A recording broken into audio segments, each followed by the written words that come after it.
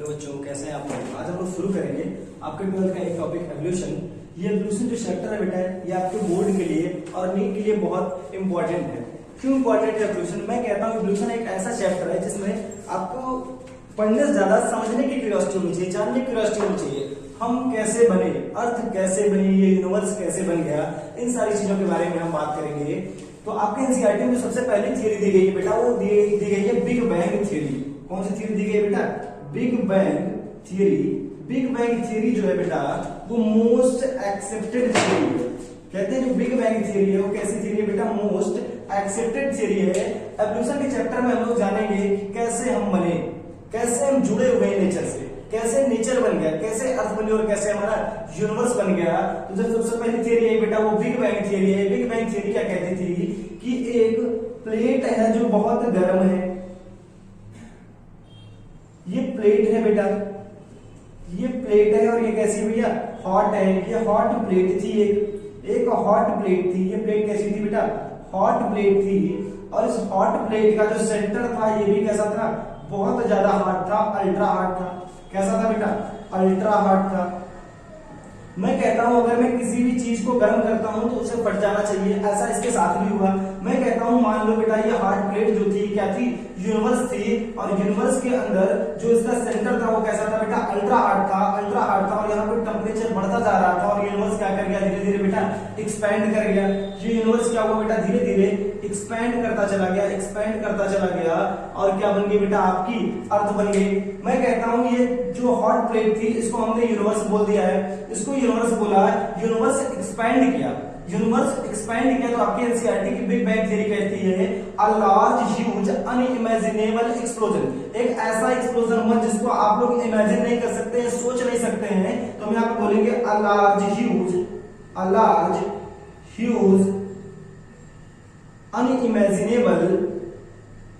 Unimaginable explosion. एक large huge unimaginable explosion हुआ किसमें बेटा? इस यूनिवर्स में। ये पूरा यूनिवर्स है और ये यूनिवर्स क्या कर गया बेटा? एक्सपैंड हो गया। टेम्परेचर के अकॉर्डिंग एक्सपैंड होता चला गया ये यूनिवर्स। मैं कहता हूं मान लो चीजें टेम्परेचर के अकॉर्डिंग क्या होंगी बेटा? अरेंज होती चलेगी। मान लो यहाँ पे बहुत सारी गैलेक्सीज थी और हम जानते हैं जिस गैलेक्सी में रहते हैं उस गैलेक्सी को बोलते हैं मिल्की वे गैलेक्सी। हम कहते हैं बेटा मिल्की वे गैलेक्सी जो थी इसका जो सेंटर था वो कैसा होगा बेटा? अल्ट्रा हार्ड होगा। और ये सेंटर किसमें कन्वर्ट हो गया बेटा? सन में कन्वर्ट हो गया। मैं कहता हूं ये मिल्की वे गैलेक्सी में हम रहते हैं, चीजें टेम्परेचर के अकॉर्डिंग क्या होती गई बेटा? अरेंज होती गई। हम लोग मिल्की वे गैलेक्सी में रहते हैं और मिल्की वे गैलेक्सी का जो सेंटर होता है बेटा कैसा होता है भैया? अल्ट्रा हार्ड था। इसका भी सेंटर कैसा था? हॉट था। किसी भी चीज को अगर हम गर्म करते हैं तो उसका सेंटर क्या हो जाता है बेटा? हॉट होता है। तो ये जो सेंटर था ये क्या बन गया बेटा? सन बन गया। यही कहती थी बिग बैंग थियरी कि यूनिवर्स में एक लार्ज ह्यूज अनइमेजिनेबल एक्सप्लोजन हुआ और यूनिवर्स क्या कर गया बेटा? एक्सपैंड करता चला गया। एनसीईआरटी बताती है एज ऑफ यूनिवर्स। अगर आपसे कभी एग्जाम में आपके पूछे कि एज ऑफ यूनिवर्स क्या है, एज ऑफ यूनिवर्स क्या है, तो आप क्या बताएंगे बेटा? 20 billion year ago. 20 billion year ago, 20 billion year ago पहले क्या बेटा बना बेटा? यूनिवर्स बना। 20 बिलियन ईयर एगो पहले क्या बन गया? यूनिवर्स बना। और यूनिवर्स में एक ह्यूज लार्ज अनइमेजिनेबल एक्सप्लोजन हुआ और यूनिवर्स क्या कर गया बेटा? टेम्परेचर के अकॉर्डिंग अरेंज होता चला गया, एक्सपैंड होता चला गया। यही क्या कहती है? बिग बैंग थियरी कहती है। बिग बैंग थियरी कहते हैं। फिर आपसे दो छोटे छोटे क्वेश्चन और पूछे जाते हैं, कि लाइफ कब बनी? ठीक है ना, लाइफ कब बनी और अर्थ कब बनी? तो अगर हम बेटा एज ऑफ अर्थ की बात करें, तो अर्थ की जो एज होती है बेटा वो कितनी होती है? 4.5 बिलियन। आप बोलिए, आप 4.5 बिलियन बोल सकते हैं या आप बोल सकते हैं 450 मिलियन ईयर एगो। यूनिवर्स के बनने के बाद कौन बना बेटा? अर्थ बनी। अर्थ की जो एज है बोली जाती है बेटा 4.5 बिलियन ईयर एगो या 450 मिलियन ईयर एगो। और जो पहली लाइफ आई थी, फर्स्ट लाइफ जो बनी बेटा, जो फर्स्ट लाइफ ऑन अर्थ जो बनी, जो पहली लाइफ अर्थ पे बनी थी बेटा वो बनी थी 4 billion year ago.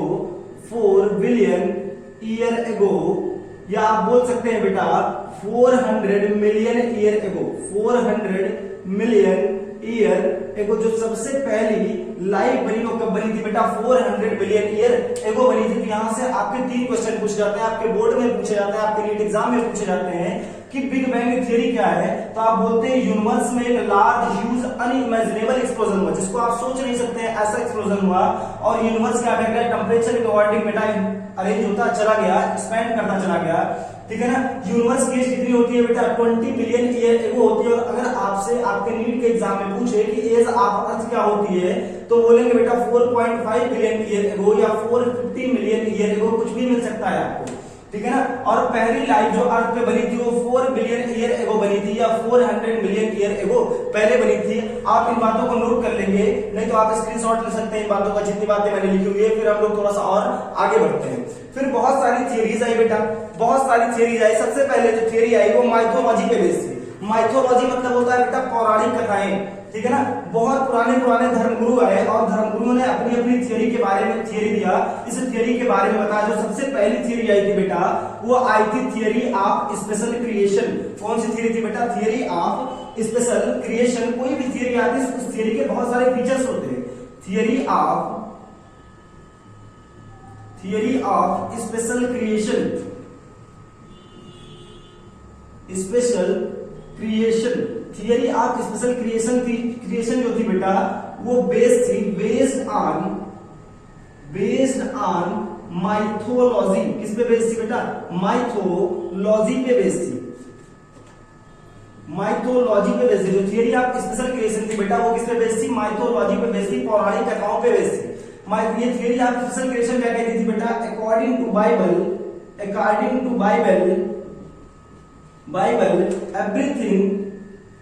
everything created by God in 6 days। Bible के हिसाब से सब कुछ जो आजकल आपको दिखता है, ये सारी चीजें कब बनाई गई है बेटा, 6 दिन के अंदर बनाई गई। सारी चीजों को बनाया किसने है बेटा, गॉड ने, भगवान ने बनाया, बाइबल ये कहता था। और जो फर्स्ट मैन है बेटा, जो फर्स्ट मैन है उसका नाम है एडम, और जो फर्स्ट वुमेन बनी थी बेटा, फर्स्ट वुमेन बनी थी, इसका नाम था बेटा ईव। मैं कहता हूं बेटा कि जो थियरी ऑफ स्पेशल क्रिएशन थी किस पे बेस्ड थी, माइथोलॉजी पे बेस्ड थी, पौराणिक कथाओं पे बेस्ड थी, ठीक है ना। कुछ भी आए लोग बोल के चले गए। एवोल्यूशन एक ऐसा चैप्टर है, इसीलिए इसको पढ़ने के लिए हमें क्यूरियोसिटी की जरूरत होती है। हम पढ़ते हैं, जानना चाहते हैं कि एवोल्यूशन कहता क्या है। तो मैं कहता हूं माइथोलॉजी पे बेस्ड थी। बाइबल के हिसाब से भगवान आए, 6 दिनों में सब कुछ बना के चले गए। जो आजकल आप लोग देखते हैं, जो फर्स्ट मैन बना था उसका नाम था एडम, और जो फर्स्ट वुमन बनी थी उसका नाम क्या था बेटा, ईव था। इसमें एक थियरी और थी, अकॉर्डिंग टू हिंदू लोग क्या कहते थे, हिंदुज्म के हिसाब से क्या था, according to Hindu everything created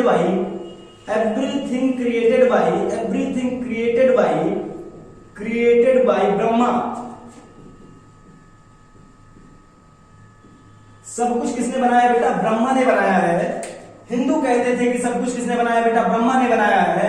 और बाइबल के हिसाब से क्या होता था, सब कुछ किसने बनाया है, भगवान ने बनाया। सबसे पहला मैन कौन बना था बेटा, एडम बना था। और सबसे पहली वुमन कौन बनी थी, ईव बनी थी।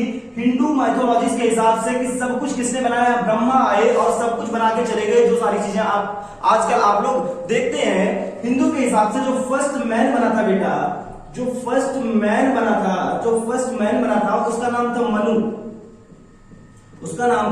मनु, और जो फर्स्ट वुमेन बनी थी उसका नाम था बेटा श्रद्धा। उसका नाम क्या था बेटा, श्रद्धा था। हिंदू के हिसाब से कि सब कुछ किसने बनाया, भगवान ने बनाया, गॉड ने बनाया। और जो पहला मैन बना था ये कौन बना, मनु बना। और जो पहली वुमेन बनी ये कौन बना, श्रद्धा बना। इन दोनों ने आपस में रिप्रोडक्शन किया और धीरे धीरे लाइफ एक्सपेंड होती चली गई, लाइफ बनती चली गई। लेकिन बातें क्या थी, सही नहीं थी। इस थियरी को सपोर्ट किसने किया था, तो माइथोलॉजी को या स्पेशल क्रिएशन को सपोर्ट किया था फादर सोराज ने क्या किया था, इस थियरी को सपोर्ट किया था। लेकिन ये बातें क्या थी, बाद में बेटा गलत निकली। सब कुछ भगवान ने नहीं बनाया। ये बातें आप लोग आगे चल के थियरी में पढ़ेंगे कि ये बातें क्या निकल गई बेटा, गलत निकल गई। सबसे पहले माइथोलॉजिस्ट आए, उन्होंने ऐसी ऐसी बातें कही थी जिनको सुनकर आजकल आप लोगों को हंसी आती है कि क्या ऐसा भी होता था। हाँ बिल्कुल, पहले के लोग मानते थे कि सब कुछ किसने बनाया है, भगवान ने बनाया है। अभी भी कुछ लोग बैठे हुए कहते हैं सब कुछ किसने बनाया है, भगवान ने ही बनाया है। नहीं, ऐसा नहीं है बेटा। जब आप आगे थियरी को और कंटिन्यू करेंगे तो आपको समझ में आएगा कि लाइफ कैसे बनी है, लाइफ कैसे इतनी कॉम्प्लेक्स होती चली गई। इन सारी चीजों को आप लोग समझेंगे और पढ़ेंगे। मैं आगे और कंटिन्यू करता हूं।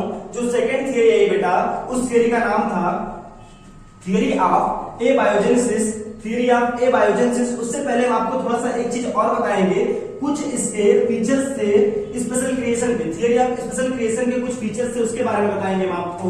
सम point related to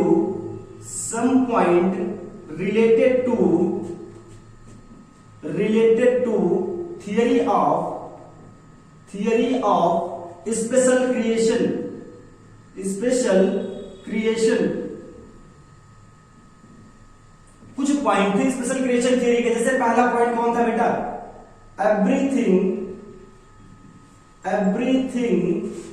created by God. सभी चीजों को भगवान ने बनाया है। दूसरा पॉइंट क्या था बेटा, age of earth is 4000 year ago. जो एज है अर्थ की वो कितनी है बेटा, 4000 ईयर एगो। लेकिन इससे पहले मैंने आपको बताया जो अर्थ की एज है वो कितनी है बेटा, 4.5 बिलियन ईयर एगो या 450 मिलियन ईयर एगो, ये मैंने बताया। तो ये बात क्या थी इनकी, गलत थी। थियरी ऑफ स्पेशल क्रिएशन के कुछ पॉइंट थे, कहते थे कि एवरीथिंग क्रिएटेड बाय गॉड। सब कुछ किसने बनाया है बेटा, भगवान ने बनाया है। लेकिन ये बात क्या थी, गलत थी। Age of earth is 4000 year ago. 4000 साल पहले कौन बनी, हमारी अर्थ बनी। जो तीसरा पॉइंट था इस थियरी का बेटा, जो तीसरा पॉइंट था इस थियरी का, in present past and future diversity will be remain same. क्या लगता है आपको ये बात सही? इन्होंने कहा था प्रेजेंट में, पास्ट में और फ्यूचर में जो डाइवर्सिटी वो कितनी है बेटा, सेम है। ये जरूर नहीं। आप अपने एक छोटे से गांव का एग्जांपल लेके देखेंगे। क्या पहले गांव में 20 लोग रहते थे तो अभी भी गांव में 20 लोग रहते हैं? हो सकता है उस गांव में 16 लोग हो गए, 16 लोग हो गए हो सकता है उस गांव में जनसंख्या इतनी ज्यादा बढ़ गई हो, 30 से 40 लोग हो गए हो। ये बात भी क्या थी, इनकी गलत थी। कहते थे कि प्रेजेंट में, पास्ट में और फ्यूचर में जो डाइवर्सिटी है वो कितनी रहेगी बेटा, सेम रहेगी। लेकिन ये देखने को नहीं मिला था। ये बात क्या थी, इनकी गलत थी। 3 फीचर्स थे किसके, स्पेशल क्रिएशन थियरी के। इसके बाद जो थियरी है उसका नाम था theory of abiogenesis. Theory of एबायोजेनेसिस, इसके बारे में हम लोग पढ़ेंगे। थियरी ऑफ एबायोजेनेसिस क्या है, थियरी ऑफ एबायोजेनेसिस के बारे में देखेंगे बेटा हम लोग। Theory of abiogenesis, theory of abiogenesis. Theory of abiogenesis को जिसने दिया था बेटा, उसका बायोलॉजी में सबसे महत्वपूर्ण योगदान है अरिस्टोटल साहब ने दिया था। और अरिस्टोटल कहां का रहने वाला था बेटा, ग्रीक का रहने वाला था। इस एबायोजेनेसिस को अरिस्टोटल साहब ने दिया था। अरिस्टोटल ने दिया था किसको, थियरी ऑफ एबायोजेनेसिस को अरिस्टोटल साहब ने दिया था। अरिस्टोटल के हिसाब से लाइफ इज originated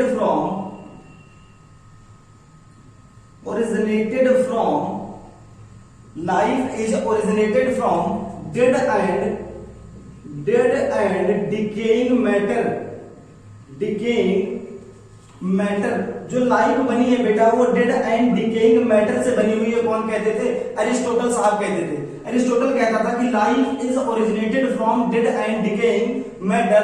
जो लाइफ बनी है बेटा वो डेड एंड डिकेइंग मैटर से बनी है। लाइक मड से बन गई है लाइफ। और इन्होंने एग्जांपल क्या दिए, बहुत बेहतरीन एग्जांपल दिए थे किसने, अरिस्टोटल साहब ने। आप सुनेंगे तो आपको मजा आ जाएगा, ठीक है ना। इन्होंने कहा था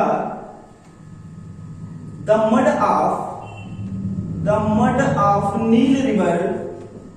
Nile river would give rise to crocodile and snake। इन्होंने कहा जो नील रिवर जो नील नदी है वहां की मिट्टी ऐसी है कि वहां से क्या बन गए बेटा, क्रोकोडाइल और क्या बन गए, स्नेक बन गए। कौन कहते थे, अरिस्टोटल साहब कहते थे। अरिस्टोटल साहब ने कहा कि लाइफ कहां से ओरिजिनेट हुई है बेटा, डेड एंड डिकेइंग मैटर से ओरिजिनेट हुई है, मड से ओरिजिनेट हुई है। और इन्होंने एग्जांपल में क्या दिया, क्या बोला, इन्होंने कहा नील रिवर के किनारे की मिट्टी ऐसी है, नील नदी के किनारे की मिट्टी ऐसी है कि वहां से क्या बन गए बेटा, क्रोकोडाइल और स्नेक्स बन गए। और इनकी थियोरी को सपोर्ट किया था ग्रेटली सपोर्टेड बाई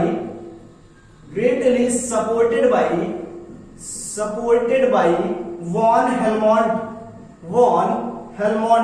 हेलमोंट ने इनकी थियरी को क्या किया था बेटा, सपोर्ट किया था। इतनी सारी बातों को कहता था कौन, अरिस्टोटल साहब कहते थे। अरिस्टोटल ग्रीक के रहने वाले क्या थे बेटा, फिलोसोफर थे। बायोलॉजी में अरिस्टोटल का बहुत बड़ा योगदान है, लेकिन ये छोटी छोटी बातें अरिस्टोटल बोल गए थे। इन्होंने कहा था life is originated from dead and decaying matter like mud straw.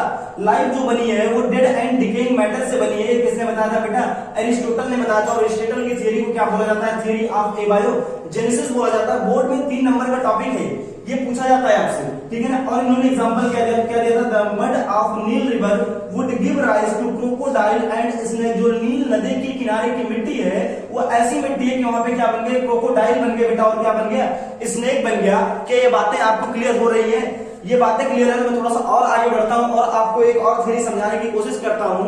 एक और थ्योरी आपको समझाने की कोशिश करता हूं। जो नेक्स्ट थ्योरी है हमारे पास बेटा, वो है थियरी ऑफ कॉस्मोजोइक या panspermia theory. Theory of panspermia, cosmozoic theory के बारे में आपको बताऊंगा। थियरी ऑफ पैनस्पर्मिया आप लिख कॉस्मोजोइक थियरी।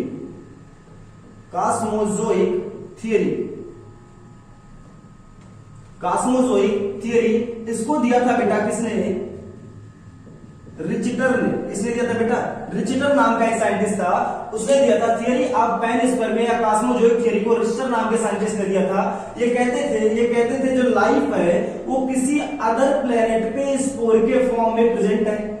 रिचर्ड साहब कहते थे कि जो लाइफ है, इनकी थियरी थोड़ा समझ में आती है, हो सकता है आगे चल के ये थियरी और क्लियर हो जाए।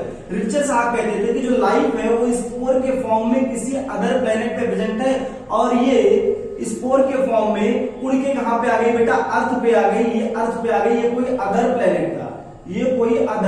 प्लेनेट था। अदर प्लेनेट से स्पोर के फॉर्म में लाइफ कहां पे आ गई बेटा, अर्थ पे आ गई, और यहां पे क्या बन गया, जीवन बन गया, ठीक है ना। यही कहती थी थियरी ऑफ पैनस्पर्मिया या कॉस्मोजोइक थियरी।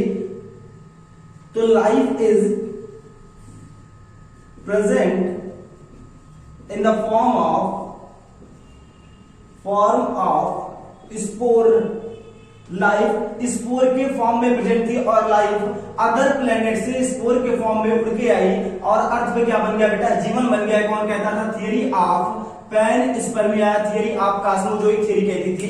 इन सारी बातों को बेटा आप लोग नोट करेंगे। हम लोग बढ़ेंगे नेक्स्ट थियरी की तरफ। एवोल्यूशन में थियरी का बहुत बड़ा इंपॉर्टेंस है, और ये थियरी आपसे आपके एग्जाम में पूछी जाती है, चाहे नीट हो बेटा आपका, चाहे बोर्ड का एग्जाम हो। जो बायोलॉजी जो है वो एनसीईआरटी आपके लिए बहुत इंपॉर्टेंट है। एनसीईआरटी से ही सारी चीजें पूछी जाती हैं आपसे, और मैं एनसीईआरटी की कोई ऐसी लाइन नहीं है जिसको मैं स्किप कर रहा हूं। सारी लाइनों को कवर करने की पूरी कोशिश की जा रही है आपके लिए, और ये जो मैं बता रहा हूं सारे कॉन्सेप्ट आपके लिए बहुत ज्यादा इंपॉर्टेंट है। चलिए हम लोग नेक्स्ट देखते हैं, थियरी ऑफ बायोजेनेसिस के बारे में पढ़ते हैं। थियरी ऑफ बायोजेनेसिस के बारे में पढ़ते बेटा हम लोग, देखेंगे आप लोग theory of biogenesis. Theory of biogenesis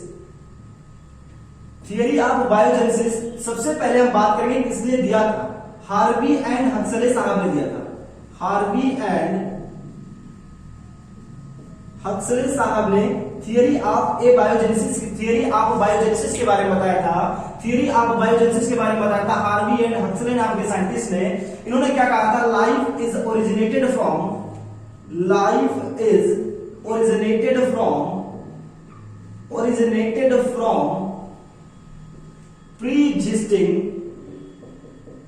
pre-existing life.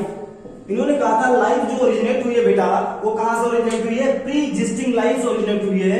आप लोगों ने सेल चैप्टर में पढ़ा होगा, cell is originated from pre existing cell, ठीक है। ऐसे ही इन्होंने कहा था, हार्वी एंड हक्सले साहब ने कहा कि जो लाइफ ओरिजिनेट हुई है वो कहां से हुई है, प्री एग्जिस्टिंग लाइफ से ओरिजिनेट हुई है। और इन्होंने ही rejected theory of A biogenesis.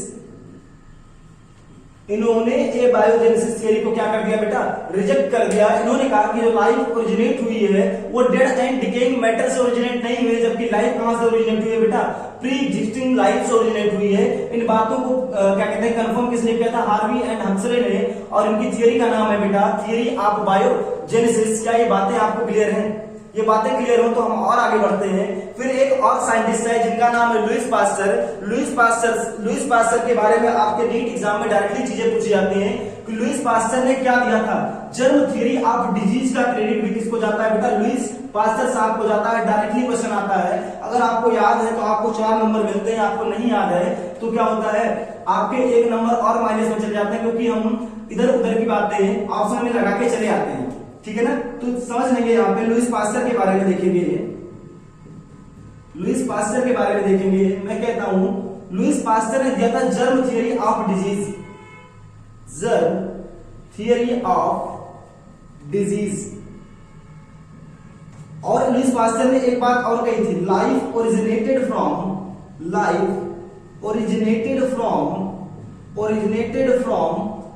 Life जो है बेटा वो किससे बनी है, लाइफ से बनी है। इसके बारे में किसने बताया था, लुईस पास्चर ने बताया था। इन्होंने एक एक्सपेरिमेंट किया था। इन्होंने एक एक्सपेरिमेंट किया था। इस एक्सपेरिमेंट का नाम था बेटा स्वान नेक एक्सपेरिमेंट। स्वान नेक एक्सपेरिमेंट करके बताया इन्होंने कि लाइफ जो ओरिजिनेट हुई है किससे ओरिजिनेट हुई बेटा, लाइफ से ओरिजिनेट हुई है। इन्होंने एक फ्लास्क लिया बेटा, फ्लास्क लिया, और इस फ्लास्क में इन्होंने क्या डाल दिया बेटा, मीट डाल दिया। एक और फ्लास्क लिया और इस फ्लास्क में भी क्या डाला इन्होंने, मीट डाला। ठीक है ना, लेकिन जो दूसरा वाला फ्लास्क था इसमें सोन के नेक जैसा एक ट्यूब लगा दिया इन्होंने। सोन के नेक जैसा क्या लगा दिया बेटा, एक ट्यूब लगा दिया, और इस ट्यूब को एक्सपोज कर दिया एयर में। ये क्या था इनका फर्स्ट फ्लास्क था बेटा, और ये क्या था इनका सेकेंड फ्लास्क था। इन्होंने देखा यहाँ पे हाउस फ्लाई आएगी, यहाँ पे हाउस फ्लाई आती है और बहुत सारा एग देती है। इन्होंने कहा कि life is originated from life, जहां पे लाइफ है वहीं पे क्या बनती है, लाइफ बनती है। यहीं पे क्या दे दिया इन्होंने, एग दे दिया था। किसने, हाउस फ्लाई ने।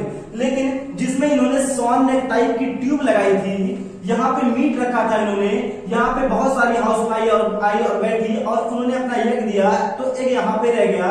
मतलब यहाँ पे कोई भी लाइफ का फॉर्मेशन नहीं हुआ था जहां पे मीट रखा हुआ था। फिर बाद में इन्होंने क्या किया, इस स्वान नेक टाइप की ट्यूब को इन्होंने क्रैक कर दिया, तोड़ दिया।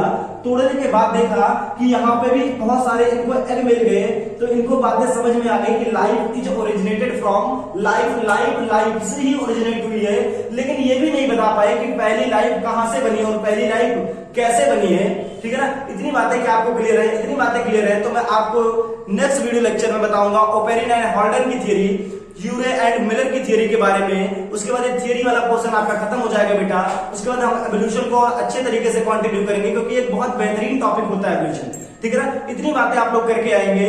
नेक्स्ट वीडियो लेक्चर में मैं आपको कंटिन्यू कर दूंगा जो चीजें आपको पढ़नी है। Thank you.